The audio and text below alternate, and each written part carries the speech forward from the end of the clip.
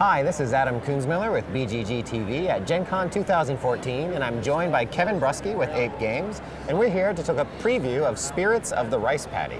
Yeah, thanks, Adam. Spirits of the Rice Paddy is a game that has been in development for about 2 years now. It's designed by Phil Dewberry. He approached us with the game at Origins a couple of years ago, and we've been working on it, tweaking the rules and playtesting the heck out of it for about 2 years. Now it's finally ready to go to Kickstarter.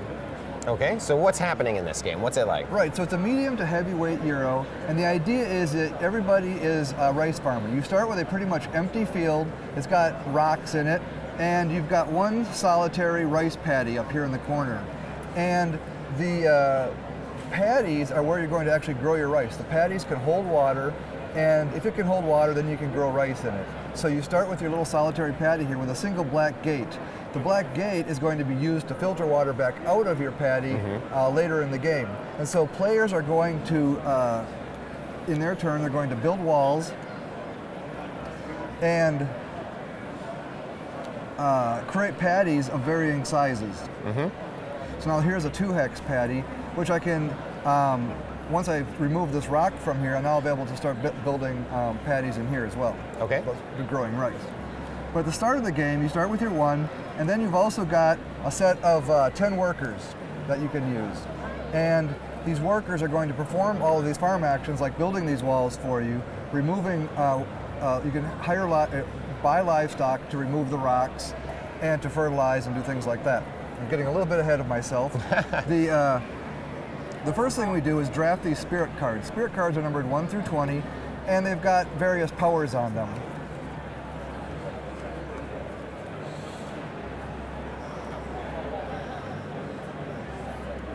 Okay. And the lower the number, the worse the power, and the higher the number, the powers get really, really good. But the deal is that the lower numbers are going to get water into their fields first. Okay.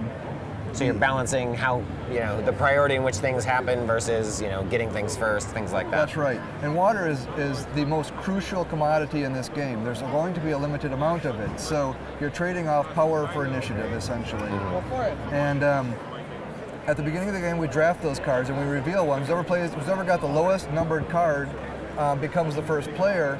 And they're going to, like I said, get water into their field first.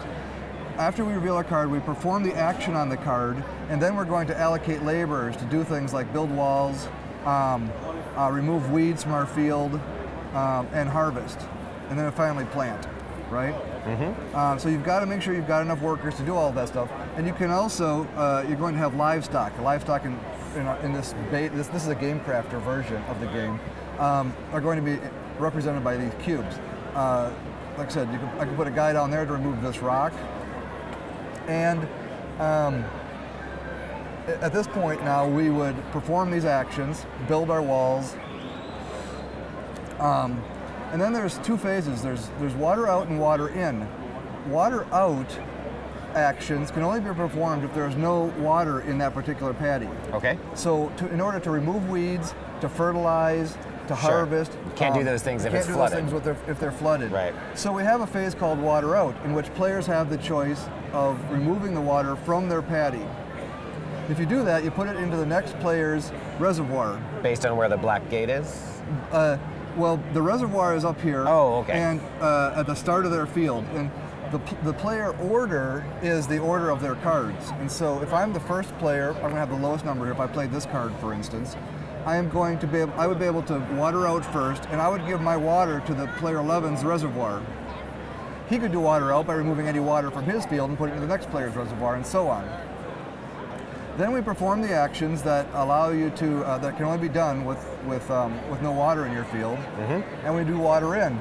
Now, the first player is going to already have a reservoir of water here based on whatever the current water card is that turn. So in a 2-player game, I would have already had 3 water here at the start of my reservoir. And that's all that's going to be available for all 4 players. So that's why going first is important. That's why going first is very important, yeah. So if I played a low numbered power card, I don't have a great power, but darn it, there's only 3 water this turn, so I'm going to get it. And so now that I've done these actions, I took any weeds out of here and things like that, I can put the water back in, and and not have to worry about it. Any water I have left over, well, actually, I could put it here and here if this was, you know, I could use the water myself, but Right. I can't use it. It goes to the next player's reservoir, and they can use it, and so forth. Makes sense. The last player often isn't going to get any. So players, are they amassing victory points? Are they getting profit from selling rice? What's happening there? Right. So then we get down to the harvest phase. Once after you do your harvest, you can only harvest if you've already grown. Mm-hmm. But if you do your harvest, that's when you're going to collect your money. And so based on the size of the paddy, 1, 2, 3, 4, or 5 hexes, and based on whether it's got pests, weeds, or a combination of those things, is going to dictate how much rice you're going to collect. And rice is the victory points. Rice is also the commodity that you're going to use to purchase stuff in the game, like additional workers. You're going to hire workers and purchase livestock and things like that. So if I have a 1 hex paddy here that I'm going to harvest, it's going to give me 5 points if it's clean, 5 rice. And that 5 rice I can use either to save it as victory points or spend money, spend it to buy stuff. And how many players will this support? 2 to 4. 2 to 4, and what's the typical play time that you expect? Once we know what we're doing, like I said, we play this all the time, and we can play it in about an hour. I would anticipate as a first-time player, it's going to be an hour and a half to 2 hours long. Okay. And I know this is a prototype. When can people expect to see a more finished form of the game? You'll be able to find it on Kickstarter probably in October time frame. Okay. And after that, it goes to the printer. Okay, so you don't have a date specifically nailed down for the Kickstarter, but sometime in October? Sometime in October, that's right. All right, and where can they go? Is there a website they can go to for more info on that? ApeGames.com. All right, well that has been Spirits of the Rice Paddy with Ape Games. Thank you very much. Thank you. That's what I got.